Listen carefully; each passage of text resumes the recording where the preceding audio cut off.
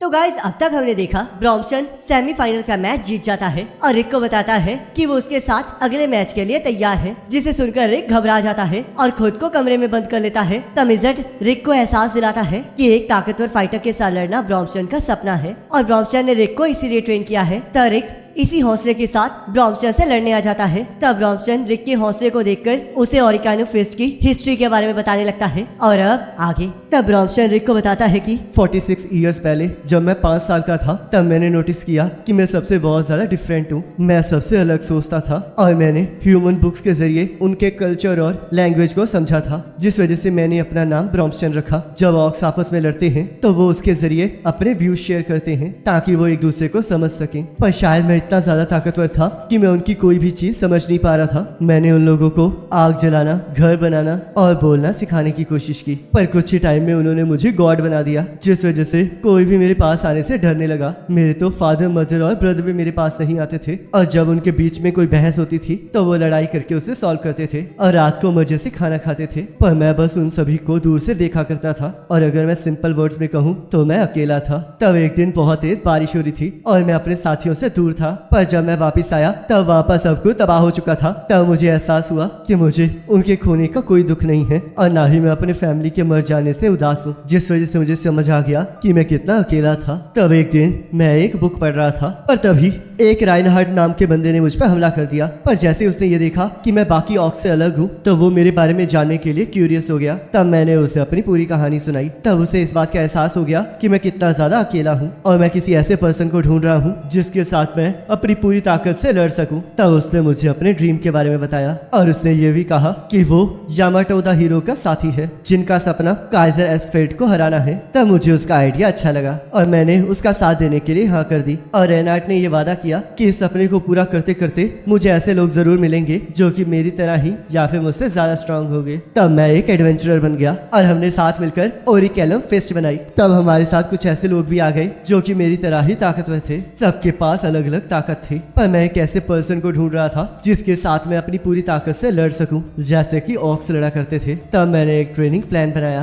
पर इज़ेट ने कहा कि उस ट्रेनिंग प्लान को कोई पूरा नहीं कर पाएगा, जिस वजह से मैंने ना चाहते हुए भी हार मान ली। पर फिर मुझे तुम मिले और जिंदगी ने मुझे फिर से सरप्राइज कर दिया। लगता मैंने कुछ ज्यादा ही कह दिया है। तो चलो इन सभी चीजों को छोड़ो और अपने मैच पर फोकस करो। तब रिक सोचता है इन 2 सालों में मास्टर ब्रॉम्पटन हमेशा मेरी ट्रेनिंग में मेरे साथ थे। मुझे अब एहसास हो रहा है कि मुझे ट्रेन करने में इन्होंने कितना टाइम लगाया है। मैं इनके ऊपर बड़ी आसानी से थ्रेड स्लाइसर से हमला कर सकता हूँ और एयर शॉट से इनके हमलों से बच भी सकता हूँ। पर क्या मैं सच में इस तरह लड़ना चाहता हूँ? मास्टर ब्रॉम्पटन ने मुझे बताया था कि क्वार्टर थम्स अप ऑक्स के बीच में बहुत इंपॉर्टेंट होता है, क्योंकि वो लोग इसे तभी यूज करते हैं जब उन्हें एक दूसरे के साथ बिना डिफेंड किए और बिना डॉज किए लड़ना होता है। तब रिक भी ब्रॉम्पटन को क्वार्टर थम्स अप दिखाता है, जिसे देखकर सभी लोग हैरान हो जाते हैं। तब ब्रॉम्पटन कहता है, रिक क्या तुम सच में ये करना चाहते हो? तब रिक सोचता है मुझे माफ कर देना रेनेट, पर मुझे नहीं लगता कि हम लोग हॉट स्प्रिंग पर इकट्ठे जा पाएंगे। तब रेनेट सोचती है तुम हमेशा से ऐसे ही थे, इसी वजह से मैं तुमसे प्यार करती हूँ। तब ब्रॉम्पटन सोचता है अब जब रिक ने डिसाइड कर लिया है तो फिर इसके आगे किसी भी शब्द की कोई जरूरत नहीं है। और तब ब्रॉम्पटन भी रिक को क्वार्टर थम्स अप दिखाता है और वो दोनों एक दूसरे को जोरदार मुक्का मारते हैं, जिसके इम्पैक्ट से उनके आसपास की जमीन टूट जाती है और उन्हें चोट भी आती है। तब वो दोनों अपनी पूरी ताकत से एक दूसरे को मारना स्टार्ट कर देते हैं। तब रिक सोचता है आखिरकार मैं डर क्यों रहा था, आखिरकार मैं इनसे बचकर भाग क्यों रहा था। इन्हीं की वजह से तो मैं अपने सपने के करीब आ पाया हूँ। तो अगर मैं किसी तरह इनके कर्ज को चुका सकता हूँ तो उसके आगे तो यह कुछ भी नहीं है। तब हम देखते हैं रिक और ब्रॉम्पटन के हमलों की वजह से एरिना का डिफेंस टूटने लगता है। तब इज़ेट एलिस को अपना माना शेयर करने के लिए कहता है और सभी लोगों को वायर से गायब कर देता है। तब केल्विन कहता है आखिरकार तुमने अभी क्या किया? तब इज़ेट कहता है मैंने उन सभी को बाहर भेज दिया है, क्योंकि मुझे नहीं लगता कि तुम लोग ये चाहोगे कि वो लोग जख्मी हो। तब हम देखते हैं एरिना का डिफेंस बैरियर टूट जाता है और सभी लोग ये देखकर बहुत ज्यादा हैरान हो रहे होते हैं कि वो लोग अचानक से बाहर आ गए हैं। तब यहाँ ब्रॉम्पटन और रिक के लड़ने की वजह से एरिना का बुरा हाल हो चुका होता है। तब स्रेफ कहता है आखिरकार ये किस तरह की लड़ाई है? तब एंजेलिका कहती है रिक ने ब्रॉम्पटन के ऊपर ज्यादा हमले किए हैं। तब स्रेफ कहता है पर ब्रॉम्पटन के हमले रिक से ज्यादा स्ट्रांग है। तब ब्रॉम्पटन रिक को मुक्का मारकर नीचे फेंक देता है और हम देखते हैं रिक को उठने में दिक्कत हो रही होती है। तब वो ब्रॉम्पटन के साथ की हुई ट्रेनिंग को याद करता है और दोबारा से अपने पैरों पर खड़ा हो जाता है तब ब्राउनस्टन और रिक दोबारा से लड़ना स्टार्ट कर देते हैं और ब्राउनस्टन को मजा आने लगता है। तब वो रिक को जोरदार मुक्का मारकर दूर फेंक देता है जिससे कि एरिना की दीवार टूट जाती है। तब हम देखते हैं रिक बहुत ज्यादा जख्मी होता है और वो सोचता है क्या मैं सिर्फ बस इतना ही कर सकता हूँ, पर शायद मैंने काफी कर दिया, अब मुझे घर जाकर सोना चाहिए। मुझे पूरा यकीन है कि मास्टर ब्राउनस्टन इससे सेटिस्फाई होंगे, पर रुको, इन्हें देखकर तो लग रहा है जैसे कि ये अब भी लड़ सकते हैं और मेरी बॉडी तो अभी काम भी नहीं कर रही है, पर रुको, मैं अभी भी अपनी उंगलियों को हिला सकता हूँ। तब एंजेलिका कहती है मेरे हिसाब से अभी ये लड़ाई खत्म हो गई है। तब रेनेट कहती है अभी नहीं, तब एलिस कहती है वो तो अभी सीरियस हुआ भी नहीं है। तब रिक सोचता है मास्टर ब्राउनस्टन के लिए ये एक लड़ाई है, पर मैं अभी भी उनके सेम लेवल पर नहीं लड़ा हूँ और ये चीज मेरा कर्जा उतारने के लिए काफी नहीं है। तब हम देखते हैं रिक की इनहेरेंट स्किल एक्टिवेट हो जाती है। तब रेनेट कहती है ये है मास्टर रिक की इनहेरिट स्किल रेकलेस सोल। तो ये देखकर ब्राउनस्टन शॉक हो जाता है और मिजट कहता है देखो वो शॉक हो गया, जिसका मतलब हमारा सरप्राइज कामयाब रहा। तब एंजेलिका कहती है आखिरकार तुम लोग क्या कह रहे हो? तब रेनेट कहती है हमने बिना मास्टर ब्राउनस्टन को बताए रिक को ट्रेन किया है।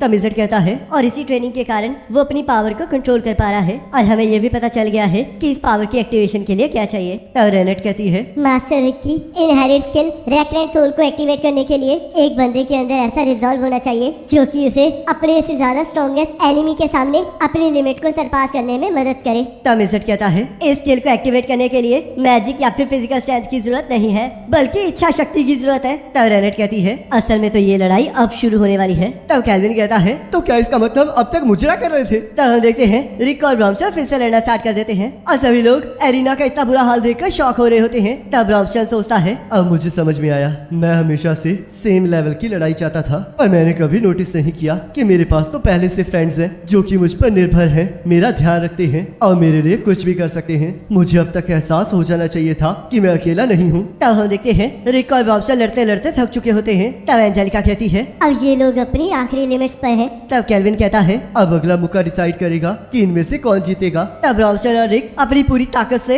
एक दूसरे पर हमला कर देते हैं जिससे कि वहाँ पर एक बहुत बड़ा धमाका होता है। तब एंजेलिका कहती है आखिरकार इनमें से जीता कौन? तब हम देखते हैं रिक और ब्राउनस्टन की बहुत बुरी हालत हुई होती है और रिक कहता है आप सच में बहुत स्ट्रांग हैं और देखो इतना सब कुछ करने के बावजूद मैं फिर भी नहीं जीत पाया और नीचे गिर जाता है। तब ब्राउनस्टन कहता है आखिरकार तुम ये क्या कह रहे हो? तुमने मेरे सपने को पूरा करने में मेरी मदद की है, तो इसलिए ये तुम्हारी जीत है। और वो भी नीचे गिर जाता है। तब यहाँ 3 दिन बाद रिक को होश आ जाता है और सभी लोग उसे ठीक देखकर बहुत खुश होते हैं। तब रेनेट कहती है जब आपने पिछली बार अपनी इनहेरिट स्किल एक्टिवेट की थी तब आप 1 हफ्ते तक बेहोश रहे थे, लगता है इस बार आपकी ट्रेनिंग काम आई है। तब रिक कहता है वो सब कुछ तो ठीक है, पर आखिरकार ये बेल्ट मेरे पास क्या कर रही है? चैंपियनशिप तो मास्टर ब्राउनस्टन ने जीती है ना? तब ब्राउनस्टन कहता है नहीं, असलियत में तुम जीते हो रिक। इस हौसले के लिए थैंक यू, पर मैं जानता हूँ कि आप उस हालत में भी अपने आप को 30 बार हील कर सकते थे और मुझे नहीं लगता कि मैं उस हालत में आपसे जीत पाता। ये सच नहीं है, तुम बहुत ज्यादा ताकतवर हो। रिक, मिजट, एलिस और रेनेट, तुम लोगों ने मेरे सपने के लिए बहुत मेहनत की है, तो इसके लिए थैंक यू। तब मिजट कहता है पता नहीं बॉस आप कौन सी बातें कर रहे हैं। तब रिक कहता है आखिरकार यहाँ पर चल क्या रहा है? तब एंजेलिका कहती है मिजट और बाकी सभी ने तुम्हारी इनहेरिट स्किल को इसलिए ट्रेन किया था ताकि वो ब्राउनस्टन को सरप्राइज कर सके। तो इसी वजह से ये लोग मेरी ट्रेनिंग में इतनी मदद कर रहे थे। तब ब्राउनस्टन उस बेल्ट में से मैजिक क्रिस्टल को निकाल देता है, पर हम देखते हैं रेनेट ने उस बेल्ट पर लगाने के लिए एक दूसरा क्रिस्टल तैयार कर दिया होता है जिसे अपने मैजिक से एलिस बिल्कुल पहले जैसा बना देती है ताकि किसी को भी इस चीज पर शक ना हो। तब एंजेलिका कहती है मैं भी ये प्रिटेंड करूंगी कि मैंने कुछ नहीं देखा है। तब रिक कहता है वैसे मुझे ये बताइए कि मिस्टर रायनार्ड कितने बूढ़े होंगे? जामाटो की कहानी तो 200 साल पुरानी है और अगर उन्होंने वो बुक लिखी है तो वो सच में बहुत ज्यादा बूढ़े होंगे। तब ब्राउनस्टन कहता है किसी को भी नहीं पता कि उसकी कितनी एज है, पर उसकी इनहेरिट स्किल की वजह से वो ज्यादा टाइम तक जी सकता है। तो फिर आखिरकार वो इस टाइम कहाँ है? क्या वो किसी तरह का कोई स्पेशल मिशन कर रहे हैं? ऐसा कुछ नहीं है, वो इसलिए भाग गया है क्योंकि वो बुक्स को वापस करने वाली डेडलाइन को भूल गया था। तब यहाँ स्नेप कैल्विन से कहता है ब्राउनस्टन और रिक ने चैंपियनशिप से मना कर दिया है और उन्होंने अपनी फाइटर रजिस्ट्री को भी डिलीट कर दिया है, जिस वजह से तुम फिर से अब चैंपियन बन गए हो। तब कैल्विन कहता है पर मैं फिर भी खुद को चैंपियन नहीं मानता हूँ। तब स्नेप कहता है प्लीज, हमें आपकी जरूरत है, कम से कम इस बेल्ट को तो अपने पास रख ही लीजिए। तब कैल्विन इस चीज के लिए मना करने लगता है। तब यहाँ सभी लोग एक दूसरे को अलविदा कह रहे होते हैं और रिक और उसके साथी खाने का सामान इकट्ठा कर रहे होते हैं। तब ब्रॉम्स्टन सोचता है। रायनार्ड, मेरा पुराना सपना पूरा हो गया है। तब यहाँ एलिस कहती है। क्या एंजेलिका को यहाँ से जाना पड़ेगा? तब एंजेलिका कहती है। मुझे माफ करना, पर मुझे सबसे पहले घर जाना होगा। तब एलिस कहती है। तब उससे वादा करो कि तुम हमारे घर मेरे साथ खेलने जरूर आओगी। तब एंजेलिका इस चीज का वादा करती है और ये भी बताती है कि वो ब्रॉम्स्टन के अंडर ट्रेनिंग करेगी। तब ये सुनकर रिक हैरान हो जाता है और कहता है, आगे का तुम ये क्या कह रही हो एंजेलिका? क्या तुम मरना चाहती हो? तब एंजेलिका कहती है। मैंने डिसाइड कर लिया है कि मैं तुम तक जरूर पहुंचूंगी और एक दिन तुमसे आगे निकल जाऊंगी। ठीक है, फिर हम अगली बार मिलते हैं। तो इसका मतलब तुम फिर से भागकर वापस जाने वाले हो? हाँ बिल्कुल, मेरे जैसे ई रैंकर को तो ट्रेनिंग जारी रखनी चाहिए। ये अच्छा मजाक है, तुम पहले ही एस रैंक करो। पर चलो कोई बात नहीं। अब मुझे ये बताओ कि आखिरकार तुम्हें यहाँ से कितना दूर जाना है? यहाँ से हमारा घर बस 2800 किलोमीटर दूर है। क्या तुम मजाक कर रहे हो? आखिरकार तुम्हें यहाँ आने में कितना टाइम लगा था? हमें यहाँ पर आने में 3 दिन लगे थे। तो अगर तुम्हें यहाँ पर आने में 3 दिन लगे थे तो तुम्हारे इस कैरेज को तो पहुँचने में महीने ही लग जाएंगे, जिस वजह से सारी चीजें खराब हो सकती हैं। तब एलिस कहती है। चिंता मत करो, हमें बस हॉर्स को मैजिक के स्टेरॉइड्स देने होंगे। तब हम देखते हैं मिज़र्ड अपने एनहेंसमेंट मैजिक से घोड़े को ताकतवर बना देता है। तब वो लोग वहाँ से जाने के लिए तैयार हो जाते हैं। तब रेनेट कहती है। वैसे मास्टर रिक, हम हॉट स्प्रिंग पर साथ कब जा रहे हैं? जिसे सुनकर रिक और एंजेलिका शर्माने लगते हैं। तब रिक कहता है, पर ये तो तब होना था ना जब मैं मैच जीत जाता। तब रॉसन कहता है। तुमने मैच को जीता है। तब रिक रेनेट को हॉट स्प्रिंग की ट्रिप पर इमेजिन करने लगता है और कहता है, असल में मैं जीता नहीं हूँ, तो शायद मैं अभी तुम्हें वहाँ पर ना ले जा सकूँ। तब मिज़र्ड कहता है, सही कहा, मैच तो सच में ड्रॉ रहा। तो चलो फिर देखते हैं कैसल पहले कौन पहुंचता है। तो अगर रिक जीतेगा तो वो हॉट स्प्रिंग की ट्रिप पर जाएगा, पर अगर हारेगा तो उसकी ट्रेनिंग को 100 गुना ज्यादा बढ़ा दिया जाएगा। तो रिक कहता है, बिल्कुल नहीं, अगर ऐसा हो गया तो मैं 10 बार मारा जाऊंगा। तब एलिस उस मैच को स्टार्ट कर देती है और ब्रॉम्स्टन और मिज़र्ड भागना स्टार्ट कर देते हैं। तब रिक कहता है, रेनेट चिंता मत करो, मैं तुम्हें हॉट स्प्रिंग जरूर लेकर जाऊंगा, पर सबसे पहले मुझे अपनी 100 गुना ज्यादा वाली ट्रेनिंग को रोकना होगा। और भागना स्टार्ट कर देता है। तब एलिस और रेनेट भी वहाँ से चली जाती है। तब यहाँ भागते हुए रिक सोचता है, मेरा एडवेंचर बनने का सपना आखिरकार पूरा हो ही गया, पर इसका मतलब ये नहीं है कि सब कुछ खत्म हो गया है। मेरा अगला सपना मेरा इंतजार कर रहा है, क्योंकि 30 साल में सपने देखना गलत बात नहीं है। और इसी के साथ the ocean newbie adventure season 1 complete हो जाता है। अब गाइस, आप मुझे कमेंट करके जरूर बताना कि आपको सीजन 1 कैसा लगा है। और बाकी अगर आप मांगा एक्सप्लेनेशन में इंटरेस्टेड है तो आप हमारे सेकंड चैनल को फॉलो कर सकते हो, जिसका लिंक आपको डिस्क्रिप्शन में मिल जाएगा। बाकी जैसे सीजन 2 आता है उसके फर्स्ट एपिसोड का लिंक आपकी स्क्रीन पर आ जाएगा, आप वहाँ पर क्लिक करके अगले सीजन को देख सकते हो।